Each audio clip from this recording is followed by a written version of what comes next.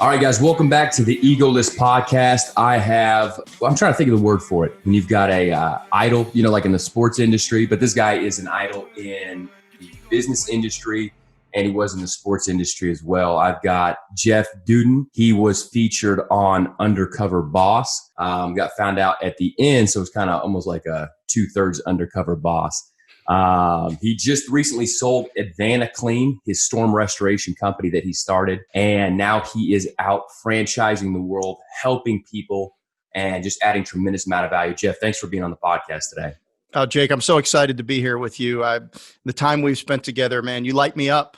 And any time that I can spend with you I know it's going to be worthwhile and exciting. I really appreciate that. One of your, we'll get into your book, but one of the chapters in there talks about discernment.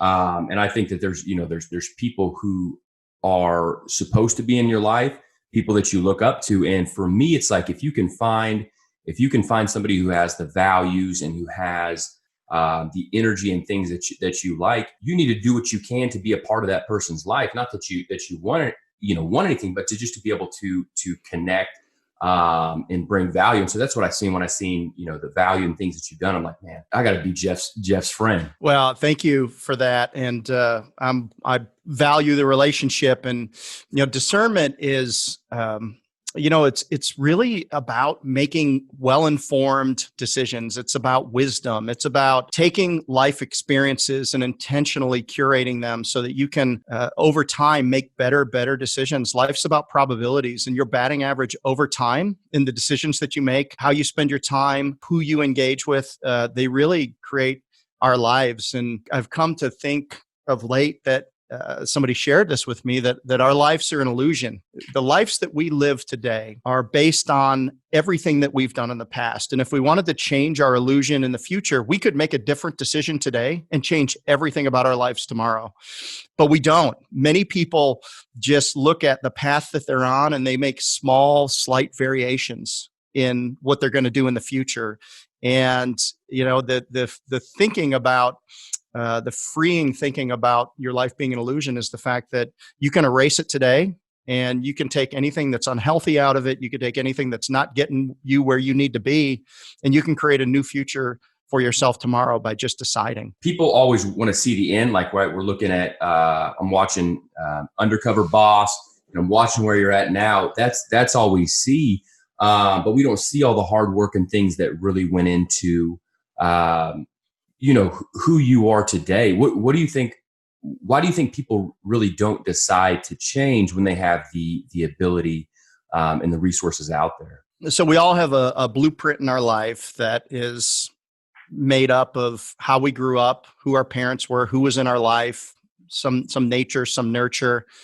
And, we start to hard code things into us throughout our life. And then the older we get, the harder it is to go against things that make us uncomfortable. So it's really about making incremental choices every day that are going to put you in a position of where you want to be. And then, the last 10% of anything takes 50% as much effort. So the grind, right? Yeah. And okay, well, I want to start a business. I want to build a business. Well, it starts with legal and incorporating, and there's all of these things that you have to do. If you want to start a podcast or have a podcast, you got to build a studio, and you got to get the software, and you have to do all of the things underneath the surface, like the iceberg, that you have to do to get to that success. So I think people generally, they look at all the work it's going to take, and then they can't figure out in their life what needs to come out to allow the white space in my life to happen. There's a certain burn the boats mentality that you've got to have when you decide to do something new, because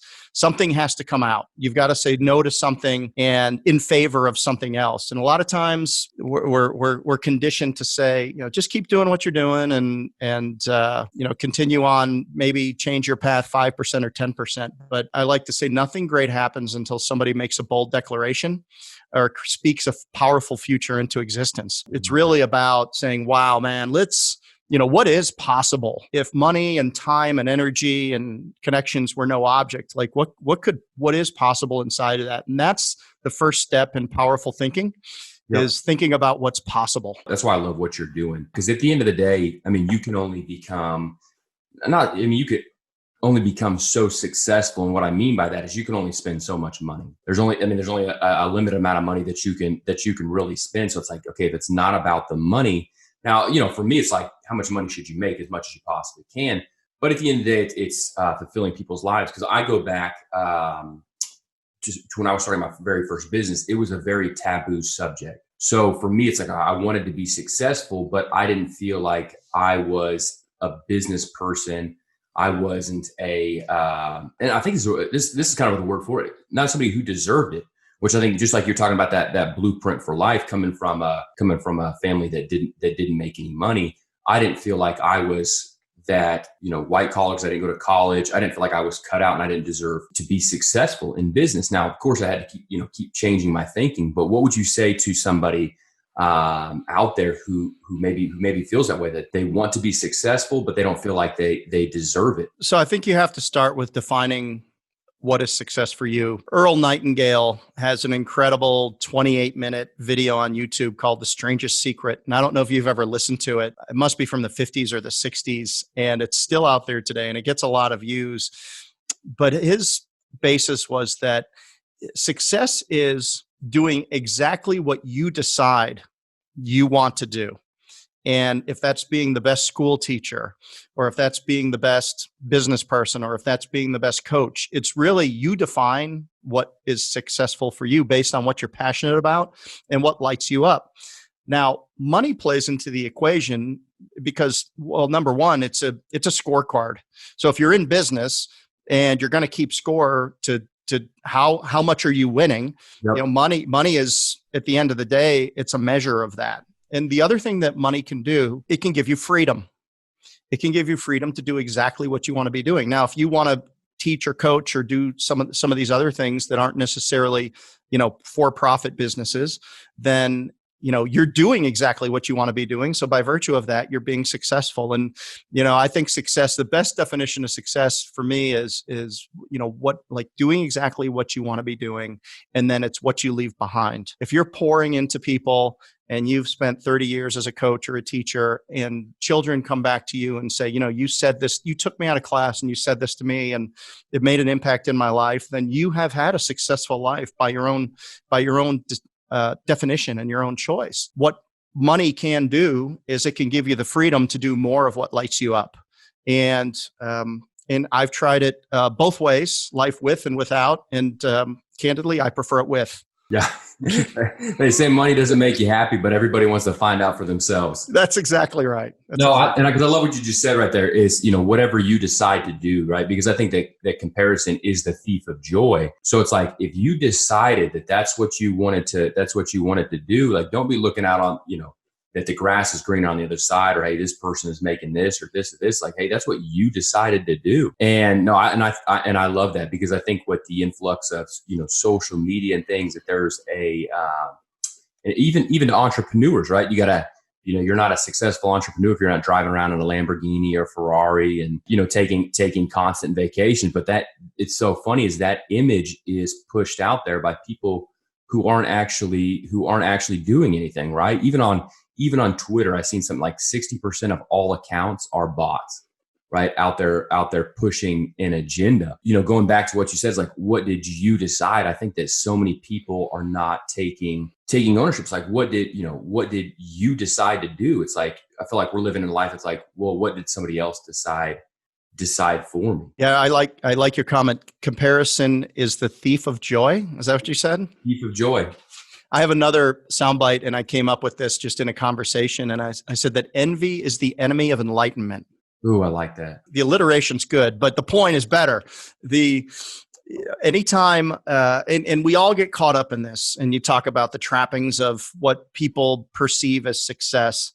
And, you might have something material, and the materiality trap is tough. And I've never been one to have things that, I try to portray success with. I just, things require maintenance. Yep. And maintenance steals your time, and time takes your freedom.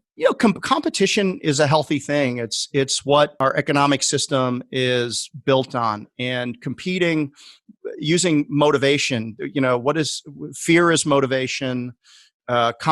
you can motivate yourself in a lot of different ways, and that's not necessarily a bad thing. But at the end of the day, you just have to understand that it's not the stuff that's going to make you happy. And you can see it because people that reach a certain level of sustenance, meaning, okay, they have enough money where they're not really going to need to worry about sending their kids to college, or they're not going to worry about making their mortgage payment. So many times these people start giving it away or investing their time and their energy and money in things that, redistribution of these things. You have to be very careful about comparisons because there's always going to be somebody that's got more, but the healthy way to do it is to do it with curiosity, but not envy. I like that. Okay, how in the world is this person doing this at this age? And what are the decisions? And that's what gets back to the concept of discernment. Discernment is really the intentional building of your overall palette of knowledge that's internalized to you, that you can build into models of thought. So when I look at a situation or a relationship, I've constructed models of thought that I believe to be true, and that I can lay a situation against and run scenarios and say, okay, if I do this or I engage in this, what are the likely outcomes that are going to happen? How does that fit into my model of what I'm looking to do in my life? Is it on purpose with me? Is it aligned with my purpose?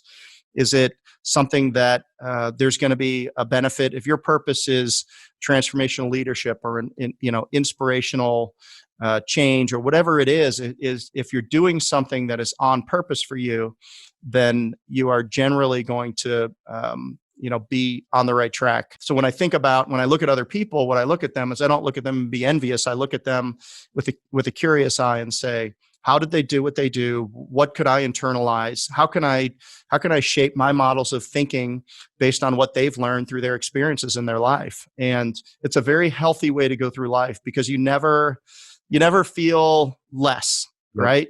And I think, I don't care where you're sitting in life, you can do this. I don't care if you're just starting in your career and you're sharing an apartment with 4 or 5 people, envy creeps in because we're human, and that's the way we roll. So the sooner that you can look at somebody and people can tell that you're interested in how they do what they do, why they do what they do, the way they think about things, all of a sudden you become this palette, this sponge of knowledge, and it's a beautiful way to go through life. And I think that you will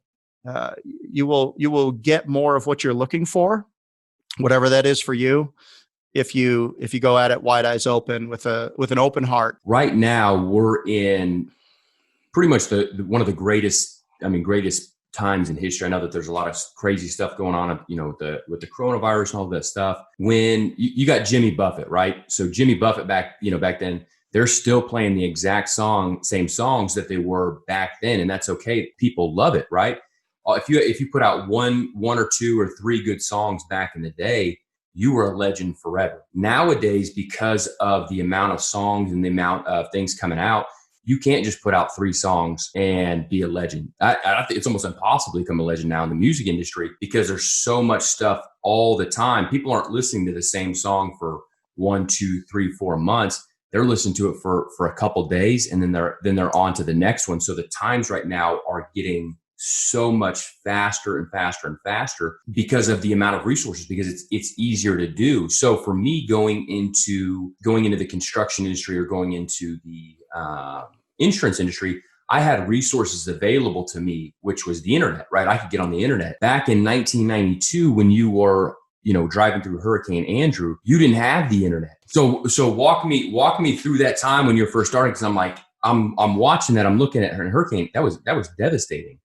The reason I didn't really know about it as much is because 1992 is the year that I was born. But walk me through that, because you don't have the internet, you don't have GPS, you don't have anything like that. Like, that was literally trial by fire, and you made, what led you to make that decision to go down there? We responded to that to help the people of South Florida based on a telephone call from an ex-roommate who painted for me in our painting business in college. And then he graduated and connected with a restoration company. And when the hurricane hit South Florida, he responded with them, and they were looking for bodies, anybody that they could find, anybody of talent. And he said, hey, I know these guys who have a painting business. Maybe they would come down. So he gave us a call, and we were wrapping up our season with painting, and we had our brothers in the business, and we just said, well, yeah, why don't we just drive down? I remember telling my girlfriend at the time I'd be back in 3 weeks. And it was 3 years later when I finally came back. And thank goodness for me, she hung around, and we were able to keep it going during that time. But yeah, you would go down, and the information that you would get was just from what you saw on the news and what you heard on the radio and people that you would call. And misinformation was incredible. And there was just bits and pieces coming in, and you didn't know where you were going. So you had these big things called map books. And they were huge, oversized books with the maps, sometimes of the entire country or a state. And then you had folding maps for cities. So you had this suitcase full of maps. So as you're driving across the country, or you're going into new areas, you'd be checking and referencing all these different maps, which was interesting because when we got down there, the bark had been blown off the trees. The street signs were blown away. All of the trees were gone. So every neighborhood, many of the neighborhoods were just stripped down bare. It looked like new construction in a neighborhood that didn't have a roof. So all the roofs were gone. Everything looked the same. So you really didn't know where you were. Oftentimes there were no landmarks that you could. Yeah, because the street signs were gone and things like, oh my goodness. So no GPS. And then but it's still interesting today when you respond to a disaster that we learned, even with the internet, the only way to get the accurate information is to show up for yourself. It was in the maybe mid 2000s, and there was a hurricane in Texas, and I had to go to a conference out in California. So I rented a car. I said, well, I'm just gonna fly in. We've got some customers and some partners in Texas, so I'm gonna fly into New Orleans and get me a hotel room. I rented a car, and they rented me a room online, and the reservation system took our room. So I said, well, I'll be fine because I have a room, I have a reservation. And I started driving across Highway 10, and I didn't pick up any water, any snacks because I was in a hurry. So I'm driving in this, little rental car, and all of a sudden, I notice I'm getting low on gas, and we're not able to get the hotel on the phone. And everything's starting to look really dark. The lights weren't on, and then I started seeing water coming up on the on-ramps of the highway. And the information that was coming out was inconsistent, and the information that we were getting online was inconsistent. And I ended up going into a town that was closed down for curfew. The gas stations were all shut down, and I ran out of gas, and I had no food, I had no water. And I ended up parking near a gas station that somebody looked like might open the next day. And for 36 hours, just sitting in my car and looking through a grocery store window. And it's I don't know if you've ever been really hungry, but at some point I was going to go through that window and be sitting on the floor eating bread, shoving bread in my mouth, because at the end of the day, I had nothing. I just was totally unprepared for the situation. But online, it looked like everything was fine. Information that's available online is dwarfed by the amount of misinformation that's available online. So it creates a very distracted and disparate type of, as we try to educate ourselves with good, accurate content, it's become more and more difficult over time. There was I've seen a sign in a bathroom that said, it's in an airplane, and, it said, to the courtesy of everyone around you, please leave the bathroom better than you found it. Right. So for me, I always want to leave every situation better than I found it. And that comes even to, the world on a grand scale, because with where we're at right now, you've got all that information. You've got that information, right? You put it through a filter, because I'm in the business of data, right? The data doesn't lie, but you put those in a filter, and what you get out is clean data, clean information. And that's really of what you're doing, is you're taking all the information that you had back then, the misinformation, putting it through, hey, here's actually really what it is.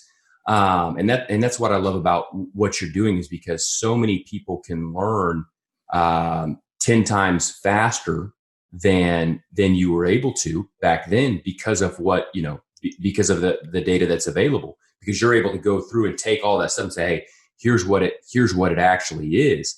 Now, that doesn't mean that people can do less, right? Because $1 million 30 years ago is a lot different than $1 million now. So people have got to be able to take that information and do 10 times more, because you still got to put that work in. I think you're getting to the reason really I wrote the book Discernment. If you want to be a business athlete, somebody that approaches business and is willing to train, is willing to say, okay, I'm going to break business down to the fundamentals, and I'm going to train myself to be a great decision maker, to be somebody that's going to attract people to want to be around me in business.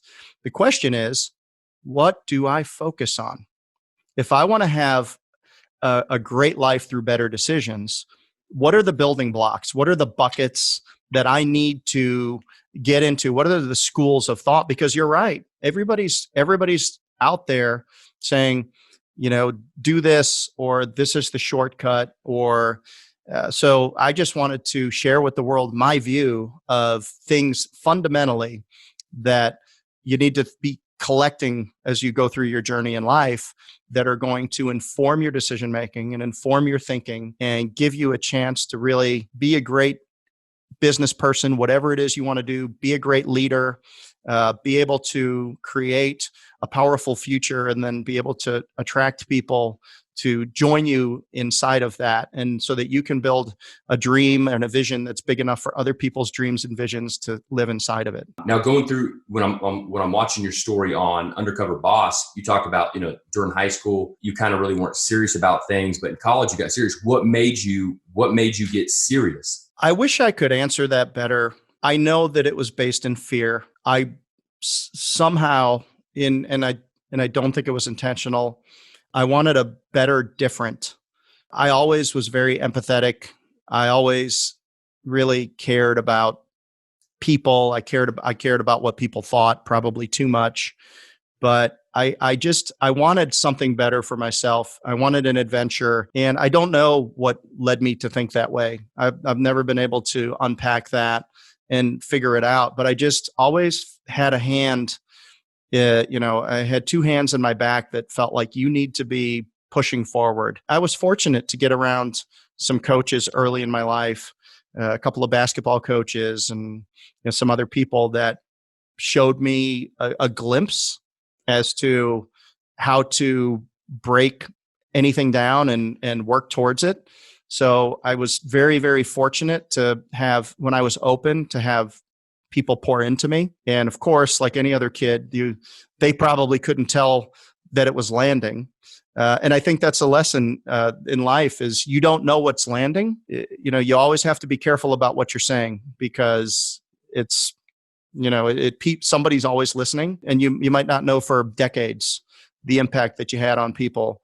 But I don't, I think the transition came for me when I went to a 4-year University of Northern Iowa, and I essentially failed out of the school after 1 year. I walked onto the football team, and I didn't have any discipline in terms of being a student. I wasn't a good student in high school, and then you go into a college. I wasn't a good football player. I had just started playing football as a junior and a senior in high school, so I didn't have any fundamentals, any skills, blocking and tackling. I didn't have any of it, and I just got it totally handed to me up there. I mean, it was not a great experience, man. I was so unprepared. Those are men. The difference between high school and college, they say, is bigger than the difference between college and pro. I mean, you're a 17, 18-year-old kid, man. There's 22, 23-year-old men that are good at what they do. And it was it was a beatdown, not only there, but also in the dorm, in the classroom. I just wasn't applying myself. So when I failed out of there, and I went back, kind of tail tucked between my legs, back home to Chicago, and enrolled we were fortunate to have a really good kind of a football factory junior college. It's 15 minutes from where I lived, and I enrolled there. The tuition was nothing, and the team was good, and didn't really have that was my next plan, was to get back into school. And it was there where I started breaking down. I said, okay, if I want to get out of here, what needs to happen? First of all, I was way too slow in straight line speed. I was quick being a basketball player, but I was slow. So I'm like, well, what goes into speed? And it's explosiveness, it's strength and flexibility. And I said, okay, well, I'm not very flexible. I hadn't really trained. And so I said, well, what about, so I found a Taekwondo studio that I could afford to get into. And I took 18 months of Taekwondo, and it was all stretching and kicking and very much legs. And it gave me just enough, like just barely enough speed to have it not be a disqualifier and to get me out of there, out to Appalachian State University. And that was a huge success, really, for me. It was, all right, you can fail, you can back up, you can look at it, you can apply yourself, and then you can get another shot. So I made sure when I showed up at Appalachian State that I was, of course, now I was like, a fifth year junior or something. I mean, it was, I was 40. No, but, so yeah. But I mean, I was more mature, and I said, okay, well, I got a free shot at 2 years to get this done. And that's what I did. Yeah, you stayed working out throughout the years, because here's what, so Danielle said, you look like someone who works out because you're buff, and can do the job. So when people ask me, like, so what's, tell me about Jeff, like, oh yeah, he's buff because he works out. I started cracking up when I watched that on the episode.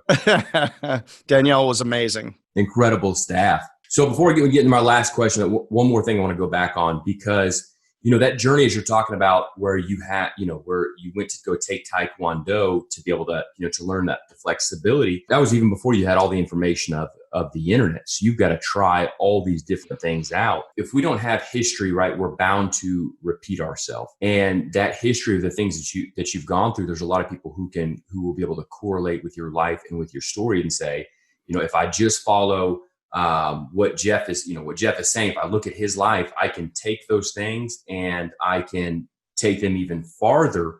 And then you have a part in that. I've got a buddy. It was one of the biggest trades of all time, the Vikings quarterback. After he got out of the NFL, he got into real estate investing. They built apartments all over America. But because of all the hits and things that he took, he started losing some of his brain power. So he's sitting right now a multi-billionaire with a 30% loss of his brain. He just sits around watching Gunsmoke all day, and really doesn't have a concept of what's going on. It's like all that money in the world, and he's not even actually there. That's a hard thing to think about, because to me, being truly rich is having your health. Like I guarantee that guy would trade every one of those dollars just to be cognitive, to be there, just to go, probably, 80 something, but just to be able to go play golf with his buddies. Well, it's very hard when you're young to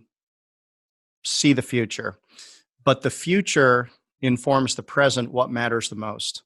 Yeah. And so if you don't have a vision, so let's just say you don't grow up in a nuclear family and you don't see the value in extended family or down the road. All you see is what's right in front of you. You're going to make the decisions that are going to be more short term. And what can I get today? What can I do tomorrow? What are the consequences? Who cares, right? Yeah. Our decisions are easy, but the consequences are often hard. And and when the consequences are way out on the horizon, we tend to discount them a little bit. I'll deal with that when I get there, type thing. Well, 12-month no interest loan. Yeah, exactly. I'll deal with that payment when I get there. And those are, but that's what makes this game of life so interesting, is the fact that, we're wired we're wired to learn patterns. We're wired to repeat behaviors, and we constantly have to be evaluating the things that we need to change in life based on the new information that we've we've incorporated. So, being a good human and helping other people and living a fulfilled life, I mean, it's exhausting. It is exhausting. And I think that, that was kind of our being a Christian. I think that's our lot in life. Yeah. It means that, hey, you're going to toil the land till whenever. Something that's beautiful about it, because, every day doesn't seem that different. But when you look back, everything has changed. So many people are so driven towards specific outcomes. And I think that's important. But I also think it's important to give yourself a break. Yeah. No, because at the end of the day, you're not, you can read anything you want. You ask people on their deathbed, and what are the things that really matter? How did you occur with people? I would have liked to spend more time with family or all these types of things. And so, do your best and, push yourself to the limits and challenge yourself to do great things in pursuit of fulfillment. And then when you've done that, give yourself a break and treat yourself well. Remember that, your negative, any negative self-talk that you have in your head is an input that you have 100% control over. Do your best to be happy, be fulfilled, be in the present. Yep. As much as you possibly can. And then, you know what? When your feet hit the floor tomorrow, feet hit the floor, on plan, on vision. What's the change? What's the impact I'm going to have in the world today? What are the most important things? What are the 3 or 4 most important things that need to happen today? Everything else is just noise and stuff. And live your life on purpose. And you'll end up at a place that by your own design. Yeah. And by your own intention. How do you get motivated? Tell me what your motivational regimen is. I like to dream about what's possible. That's what gets me fired up. When I find myself in the morning working out, listening to a podcast of trying to fill myself with good thoughts and interesting ways of thinking, I will catch myself walking around. I will have tuned out the podcast and I will be laying that into a movie in my head that's a scenario and really dreaming up how does what I've just learned incorporate into a powerful new future for me. And it always includes other people, and it always includes something that we're building. So I really spending time in the future is what motivates me, and seeing, really seeing what it's going to look like when these things happen and how it's going to impact the people that are around us or the people that are in that illusion or on that journey with us. That's what kind of gets me going. I really like that expansive thinking. I love that because it makes you a time traveler. Our minds allow us to go from the future to the present to the past interchangeably. That's meditation right there. During what you just said, being able, working out, dreaming, and listening to a podcast all in the same hour. It reminds me of, those machines that come out where like you could work all your body parts. So like you're kicking and pushing and like, yeah.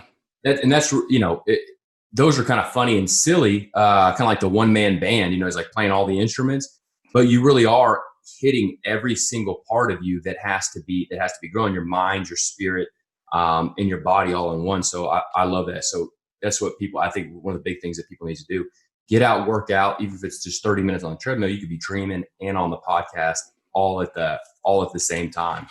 You built and sold the American dream. How do you feel? How do you feel now? Do you feel like you arrived? Maybe in a moment, when you're climbing a mountain and you get to some cliff, you stop and you look around and you say, okay, is this the top for me? Or, look where I've come, look what's behind me. And then it's up to you to decide how much is left up the mountain for you. To me, it's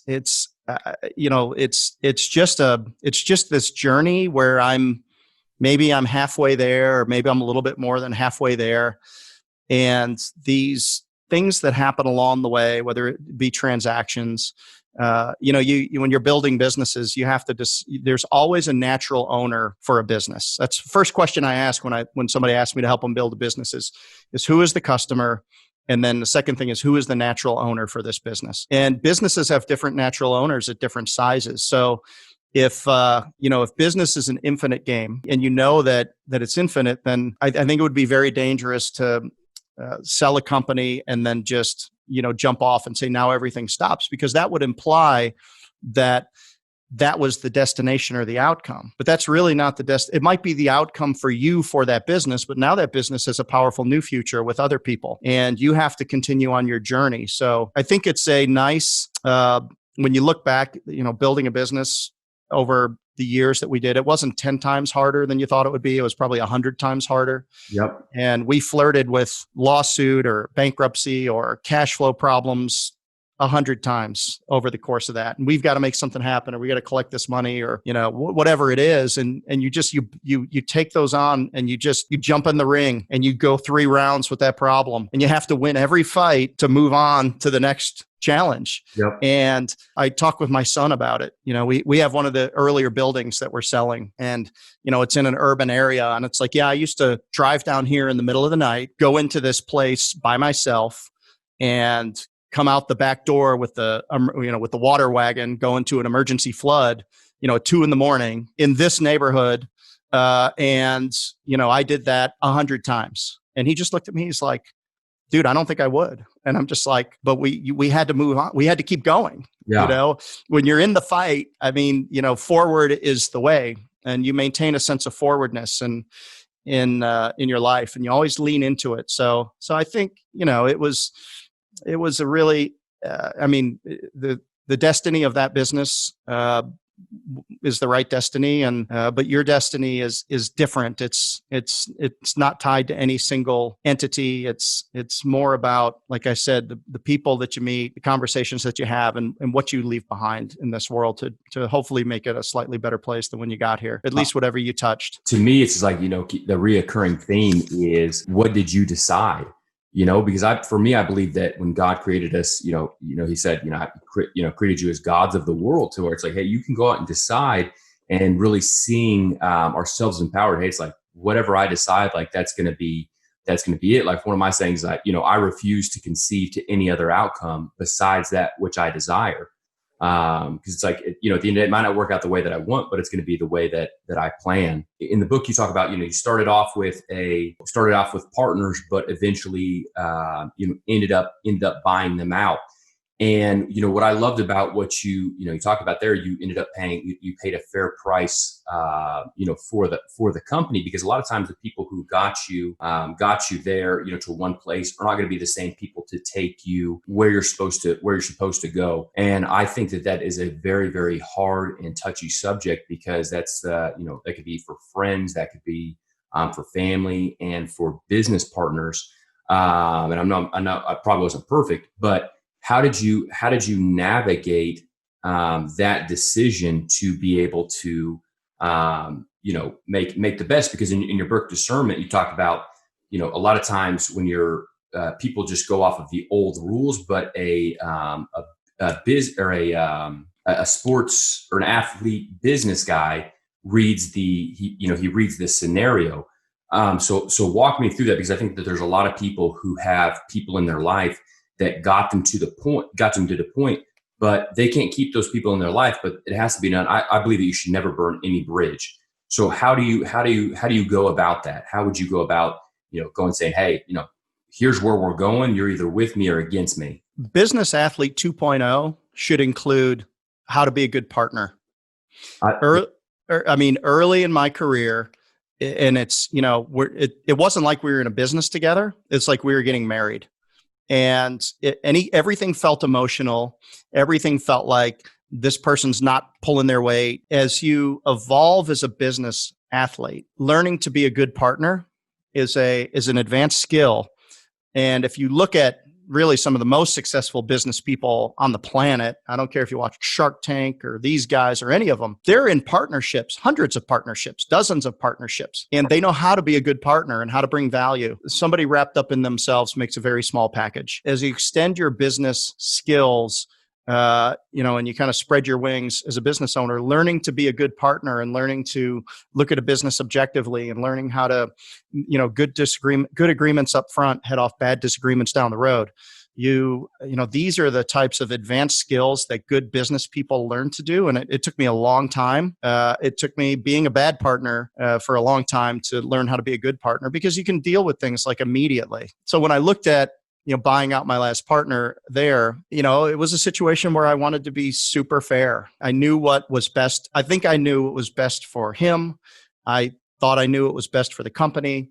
And I was willing to put it all on my back and, try to get this thing, I would say the last 5 yards across the goal line. But at that point, it was like, we were probably on the 5, but like going the wrong way. It was probably 95 yards to where we needed to go. And, and then I did it myself, like without partners for a long, all the way through to the end of that business. But in the interim, what I learned in other businesses was how to partner with people and how to be a good partner and what makes a good partnership. And you can go faster together when you create leverage off of great partnerships. So that would be my comments on that. You're either going to learn from pain or you can learn from a mentor. So like what you just said right there's like, if they're thinking about getting into a business, take the emotions out of it. Because just like getting married, 60% of marriages end in a divorce, right? They got hopped into an emotion. This is the greatest thing in the entire world. Didn't work out. And the same thing with partnerships too. It's like, we can do this. But it's like, what did you decide to do? Put it on paper. Here's all the roles. Here's what your responsibilities are. Here's what you have to do, because that's why most people can't have one partnership because they get emotions involved. But just like you're saying, the Shark Tank people, they could have 160 partnerships that all work out. Why? Because they take the emotion out of it and they decided what they were going to do from the very beginning. Jeff, tell people where they can find you. And when your new book is coming out.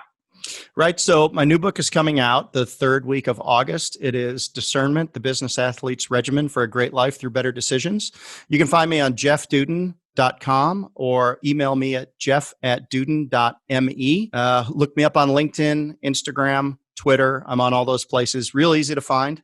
And Jake, this has been awesome. I am lifted up for the rest of the day, if not the rest of the week. And I really appreciate being on your show here today. I appreciate you, Jeff. I'm sure that we will figure out a way to inspire the masses going forward. So I look forward to talking with you again. Well, you are destined to do great things, my friend. You as well.